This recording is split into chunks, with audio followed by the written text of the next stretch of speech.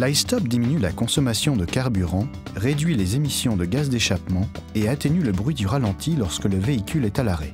L'iStop coupe automatiquement le moteur lorsque le véhicule est immobile, puis le redémarre au moment de repartir. Pour utiliser l'iStop avec une transmission manuelle, arrêtez le véhicule comme vous le feriez habituellement en enfonçant la pédale de frein.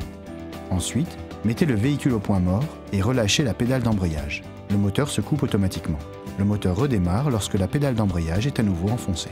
Si votre véhicule est équipé d'une transmission automatique, arrêtez le véhicule normalement. Lorsque le véhicule est immobile, le moteur sera coupé en appuyant plus fermement sur la pédale de frein.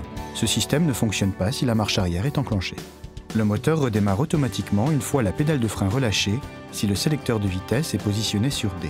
S'il est positionné sur N ou P, le moteur ne redémarre qu'après avoir repositionné le sélecteur sur D ou R ou lorsque la pédale de frein est à nouveau enfoncée.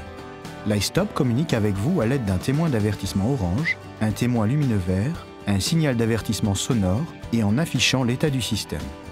Lorsque ce témoin lumineux vert s'allume, vous savez que la fonction iStop est activée et que le moteur peut être coupé automatiquement. Le témoin s'éteint lorsque l'iStop redémarre le moteur.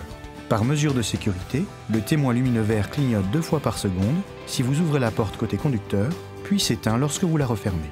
Il est important de noter que certaines conditions doivent être réunies pour activer l'iStop. Par exemple, la batterie est en bon état, le moteur est chaud et la température ambiante n'est ni trop basse ni trop élevée, la commande de dégivrage du pare-brise est désactivée, le système de climatisation n'est pas réglé sur la température maximale ou minimale. Dans tous les cas, le moteur redémarre 2 minutes maximum après la coupure moteur iStop.